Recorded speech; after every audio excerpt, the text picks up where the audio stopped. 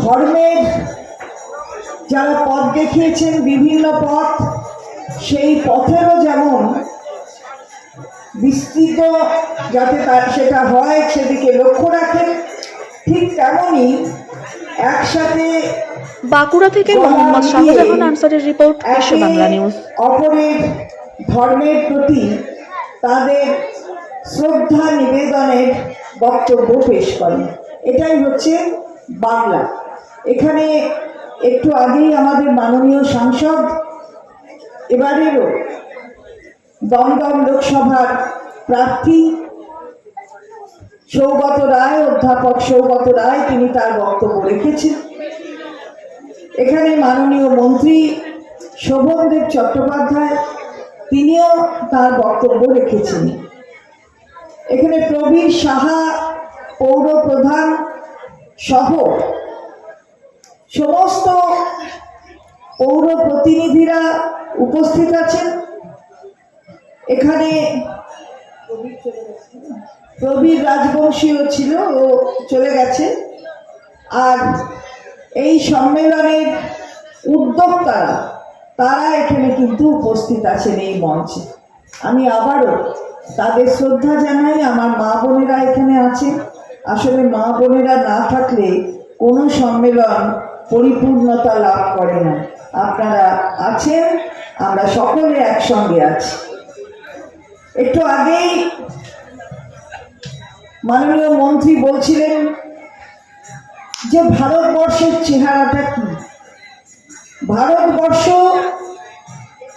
প্রজাতান্ত্রিক একটি রাষ্ট্র, এবং সেই রাষ্ট্রে সমস্ত মানুষ যে শ্রেণীরই হোক না কেন, যে ধর্মে বিশ্বাসী হোক না কেন, তারা সবাই একসাথে ভারতবর্ষের নাগরিক হিসাবে তারা এখানে বসবাস করবে।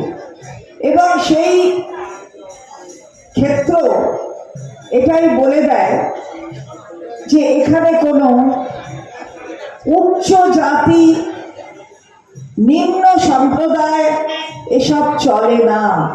ভারতবর্ষে যারা সংবিধানের শপথ নিয়ে বিভিন্ন ক্ষেত্রে কাজ করছেন, তারা যদি সংবিধানকে বৃদ্ধাঙ্গুষ্টি দেখান এবং শপথের বাক্য যেটা পাঠ করেন সেটা শুধুমাত্র কিছু কথা এইভাবে নিজেদের মনকে তারা তৈরি করেন, তাহলে আজকে ভাবতে হবে যে ওই শপথ বাক্য শুধুমাত্র কয়েকটি শব্দ অথবা কথা নয়। আসলে নিজের মনে বিশ্বাস রাখতে হবে যে সংবিধানকে কখনো অমর্যাদা করা আমাদের চলবে না। কে নিম্ন শ্রেণী, কে কোন ধর্মে বিশ্বাস করে, এই নিয়ে যদি কোনো কনফিউশন কেউ তৈরি করতে চায়, তাহলে ভারতবর্ষের মানুষ তাদের মান্যতা দেয় না। একটু আগেই সে কথা যেমন অধ্যাপক সৌগত রায় বলেছেন, সে কথাই বলেছেন শোভনদেব চট্টোপাধ্যায় মাননীয় মন্ত্রী। কে হরিজন, কে হরিজন নয়, কে উচ্চ বর্ণের, এর মানে কি বলুন তো? কে উচ্চ বর্ণের? উচ্চ বর্ণ পদবি দিয়ে হয় না। উচ্চ বর্ণ নিজের কাজের মধ্যে দিয়ে উচ্চ দেখাতে হয়। ওটা পদবি দিয়ে বর্ণ নিম্ন অথবা উচ্চ সেটা হয় না। তাই সেখানে দাঁড়িয়ে সবাই আমরা ঐক্যবদ্ধ হব, এটাই ভারতবর্ষের সংবিধান বলে। আর সেখানে সংবিধানকে যারা বৃদ্ধাঙ্গুষ্টি দেখাতে চায় বিভিন্ন আইন প্রবর্তনের মধ্য দিয়ে, তাদের উচিত জবাব সেটা ভারতবর্ষের মানুষ দেবেন। আমি আস্তে আস্তে শুনছিলাম যে আমাদের মাননীয় সাংসদ নাগরিকত্ব সংশোধনী আইনের কথা বলছিলেন, এবং মাননীয় মন্ত্রীও আপনাদের কাছে বলেছেন। এই সংশোধনী আনার প্রয়োজন হলো কি আমরা জিজ্ঞাসা করতে চাই। কারণ নাগরিকত্ব আইন তো 1955 সালে, সেই 55 সালের আইনে একটা 2019-এ সংশোধনী আনা হলো, যাকে সিটিজেনশিপ অ্যামেন্ডমেন্ট অ্যাক্ট বলা হচ্ছে 2019, যেটা ক্যা হিসেবে সবার কাছে পরিচিত, CAA ক্যা। তো এই আইনটা আনার প্রয়োজন হলো কি, আমরা সেটা প্রশ্ন করতে চাই এবং আগে থেকেই এই প্রশ্ন আমরা করে এসেছি। ভারতবর্ষের নাগরিকরা সেই প্রশ্ন করে এসেছে। তারা বলেছে কি, যে নাগরিকত্ব দেবে, নিঃশর্ত নাগরিকত্ব। আমরা বলতে চাই, কাদের নাগরিকত্ব দেবেন, নিঃশর্তই বা কাদের? এই বিভ্রান্তিকর কথাগুলো বলে তাদের বিভ্রান্ত করতে চাইছেন। এই কোন শ্রেণীর মানুষকে আপনারা এইভাবে বরের ঘুঁটি করে আপনারা কাজ করতে চাইছেন, এটা কিন্তু আজকে ভারতবর্ষের মানুষের কাছে স্পষ্ট হয়ে গেছে। আপনি তো নাগরিক, আপনি তো ভোট দিয়েছেন, আপনি ভোট দিয়েছেন বলে আমি নির্বাচিত হয়েছি বিধায়ক হিসাবে। নাগরিকত্বের নতুন নাগরিকত্ব কি দেবে আমরা জিজ্ঞাসা করতে চাই। তাও আবার নিঃশর্ত নাগরিকত্বের, আবার নিঃশর্ত কি হয়? শর্ত কি আছে? কিসের শর্ত নাগরিকত্ব হওয়ার, নাগরিকত্ব পাওয়ার?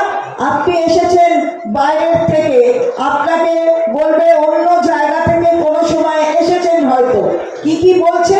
বাংলাদেশ, পাকিস্তান, আফগানিস্তান, সেখান থেকে এই তিনটে প্রদেশ, এই তিনটে রাষ্ট্রকে বেছে নেওয়া হয়েছে এবং বলা হচ্ছে সেখান থেকে যারা এখানে এসেছেন তাদের এরা নিঃশর্ত নাগরিকত্ব দেবে। আপনার তো ভোটার লিস্টে নাম আছে, আপনার তো national register of citizenship NRC যেটা, তাতে তো নাম আছে। আপনার নাম না থাকলে তো আপনি ভোটার হিসাবে ভোটের অধিকার পেতেন না। তাহলে সেখানে আজকে দাঁড়িয়ে কি করতে চাইছে এরা? যে রুলস অর্থাৎ বিধি তৈরি হলো 24 সালে, সেই বিধি হচ্ছে ঠিক নির্বাচনের আগে ভুল বোঝাবার চেষ্টায় আর একটা বড় করে রাবার স্ট্যাম্প দিয়ে দিল যে আমরা ভুল বোঝাতে চাই। 19-এর নির্বাচনের পরে হয়েছিল সিএএ অ্যামেন্ডিং অ্যাক্ট, যেটা আমি বলছি সেটা সিএএ 2019। তারপরে 5 বছর কিচ্ছু করা হয়নি। বিধি না হলে কোনো আইন প্রয়োগ করা যায় না।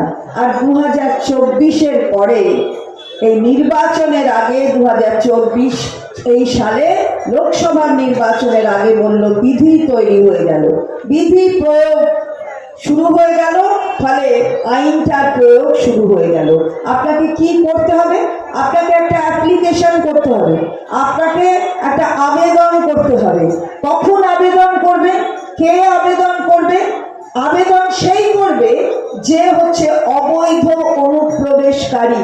আপনি যদি অবৈধ অনুপ্রবেশকারী হন, ইললিগাল মাইগ্রেন্ট, তাহলে আপনার ভোটের অধিকারটা ছিল কি করে? কি করে এই ভোট প্রদান করেছেন? কি করে আমাকে অথবা সৌগত রায়কে আপনারা ভোট দিয়ে জিতিয়েছেন, অথবা যে কোনো দলের লোককে আপনারা ভোট দিয়েছেন কি করে? যদি আপনার ভোটের অধিকার না থাকে, যদি নাগরিকই আপনি না হন, তাহলে ভোটের অধিকারের তো প্রশ্নই আসে না। তাহলে এই যে ভুল বোঝানো, অর্থাৎ আপনাকে, আপনি যে মাত্র অ্যাপ্লাই করেছেন, করবেন, সেই মাত্র দেখা যাবে যে আপনি স্বীকার করছেন আপনি হলেন অবৈধ অনুপ্রবেশকারী, অথচ আপনি অবৈধ অনুপ্রবেশকারী নন। আপনাকে যখন বলছে কাগজপত্র দিতে, সেই কাগজপত্রগুলো এমন কাগজপত্র যা আপনার পক্ষে দেয়া সম্ভব নয়। আপনার বাবার বার্থ সার্টিফিকেট, আপনার বাবা মা যদি এক রাজ্য আর এক রাষ্ট্র আর অন্য রাষ্ট্রের হয়, তাহলে তাদের ম্যারেজ রেজিস্ট্রেশন সার্টিফিকেট দিতে পারবে? কোনোদিন দেওয়া যায় সেটা? আমাকে যদি কেউ বলে আমি আমার বাবা মায়ের সব বার্থ সার্টিফিকেট দিতে পারবো, তখন বার্থ সার্টিফিকেট হতো নাকি? বাড়িতে মায়েরা প্রসব করতেন, সার্টিফিকেট কোথায় পাবেন? আর আপনি তো ওদের কথা মতো চলে এসেছেন এখানে, অর্থাৎ ওখানে অত্যাচারিত হয়েছেন বাংলাদেশে, তাই চলে এসেছেন এখানে, অথবা পাকিস্তানে, অথবা আফগানিস্তানে। তো যারা দৌড়ে দৌড়ে চলে এসেছে অত্যাচারিত হচ্ছে বলে, তারা কি সঙ্গে করে সব কাগজপত্র নথিপত্র নিয়ে তবে দৌড় মেরেছে? তা আজকে সেইখানে দাঁড়িয়ে কতটা বিভ্রান্ত করার চেষ্টা করছে সেটা ভারতবর্ষের মানুষ বুঝেছে। শোভনদা বলছিলেন একটি ছেলে, 31 বছরের একটি ছেলে গতকাল আত্মহত্যা করেছে, নাম দেবাশিস সেনগুপ্ত। 31 বছরের ছেলে, কেন না প্রায় সে একটা আতঙ্কে ভুগত। তার বাবার বার্থ সার্টিফিকেট তার কাছে নেই, তাহলে কি তার নাগরিকত্ব চলে যাবে? তাহলে কি সে আর ভোট দিতে পারবে না? তাহলে কি যা যা তার পাওয়ার নাগরিক হিসাবে এই রাষ্ট্র থেকে সেটা আর সে পাবে না? এই প্যানিকে সে ভুগছিল, প্যানিক অ্যাটাক করছিল তাকে বারবার। সুতরাং সেখানে দাঁড়িয়ে সে আত্মহত্যা করেছে। এটা আমরা বলছিলাম, এটা তার পরিবার বলছে। আপনারা সেটা দেখেছেন নিশ্চয়ই সংবাদ মাধ্যমে। ফলে এই যে আতঙ্ক তৈরি করে দিচ্ছে মানুষের মধ্যে, আমরা সেই আতঙ্ক তৈরি করার বিরুদ্ধে। তাই হরিচাঁদ গুরুচাঁদ ঠাকুরের পায়ে নত মস্তকে শ্রদ্ধা জানাই। তারা যে পথ দেখিয়ে দিয়েছেন সেটা তো ঐক্যের পথ, সে পথ তো শিক্ষার অগ্রগতির পথ, সে পথ তো মানুষকে একসাথে নিয়ে এগিয়ে যাওয়ার পথ। সেই পথটাই তো অনুসরণ করব। এখানে কেউ উঁচু, কে নিচু, কে অনুপ্রবেশকারী, কে অবৈধ, এইসব দেখার কথা নয়। বিভ্রান্তি তৈরি করার চেষ্টা যারা করছেন তাদের উপযুক্ত জবাব ভারতবর্ষের মানুষ দেবে। আমরা তো অপেক্ষা করছি। যারা বলছেন যে আমি অ্যাপ্লিকেশন করব, এক মন্ত্রী বলেছেন যে আমি অ্যাপ্লিকেশন করব, আমরা দেখতে চাই কবে আপনি অ্যাপ্লিকেশন করবেন। এখনো অবধি খবর নিয়ে আপনারা সংবাদ মাধ্যমেই দেখেছেন কোনো অ্যাপ্লিকেশন পোর্টালে জমা পড়েনি, অর্থাৎ সাইবার ক্যাফেতে গিয়ে কেউ কিন্তু ওই পোর্টালে জমা করেনি কোনো অ্যাপ্লিকেশন। কেন করবে? কারণ আপনি তো অনুপ্রবেশকারী নন, অবৈধ অনুপ্রবেশকারী প্রশ্নই আসে না। আপনি ভারতবর্ষের নাগরিক, আপনি ভোট প্রদান করেন, আপনার বাড়িতে কন্যাশ্রী যায়, আপনার বাড়িতে রূপশ্রী যায়, আপনার বাড়িতে স্বাস্থ্য সাথী নিয়ে দাঁড়িয়ে থাকে কেউ। সুতরাং আপনি এই সবগুলো যতগুলো সুযোগ সুবিধা ভারতবর্ষ এবং বাংলার মানুষের পাওয়ার কথা, সেই সবগুলো আপনি পাচ্ছেন এবং পাবেন। আপনি নিজেকে যেই বলবেন যে আমি অনুপ্রবেশকারী, অবৈধ, আপনার সেই জায়গাগুলো আর থাকবে না, সেগুলো আর পাবেন না। এটা হয় নাকি? তাই তার বিরুদ্ধে সবাই সরব। আমি হরিচাঁদ গুরুচাঁদ ঠাকুরের পায়ের কাছে আবার নতমস্তকে প্রণাম করে বলি যে যারা এইভাবে বিভ্রান্তি তৈরি করছে তাদের সঠিক রাস্তা দেখাবেন হরিচাঁদ গুরুচাঁদ ঠাকুরের মতো মানুষরা। তাদের পায়ে আমরা সবসময় শ্রদ্ধা জানাবো, প্রণাম করব এবং তাদের দেখানো পথে চলব। আজকের অঙ্গীকার আবার সেইভাবে করতে চাই। আগামী দিন আপনাদের সকলকে সঙ্গে নিয়ে বিধায়কের যা যা কাজ, সেই কাজ হবে সকলের উন্নতি সাধনে, কখনো বিভ্রান্তি তৈরিতে নয়। আমরা সবাই মিলে একসাথে কাজ করব, উন্নয়নের কাজে সামিল হব, এ বিষয়ে কোনো সন্দেহ নেই। এবং এখানে বারবার আসি, প্রতি বছর আসি, আপনাদের সঙ্গে মিলিত হওয়ার সুযোগ হয়। আমার আরো বেশি শ্রদ্ধায় অবনত হতে ইচ্ছা করে যে আপনারা কত ভালোভাবে নিজেদের তৈরি করেছেন, যার ফলে আপনারা আমাদেরও রাস্তা দেখান কেমনভাবে ঐক্যবদ্ধ হয়ে কাজ করতে হবে, কেমনভাবে সকলের উন্নয়নের কথা বলতে হবে, যেমনটি বলেছিলেন হরিচাঁদ ঠাকুর, গুরুচাঁদ ঠাকুর। তাই সবাই মিলে ভালো থাকুন, সুস্থ থাকুন, আমরা সবাই একসাথে কাজ করব। আবার তাদের প্রতি শ্রদ্ধা জানিয়ে এই কথা বলে সকলকে আমার শ্রদ্ধা নিবেদন করে আমার বক্তব্য শেষ করলাম।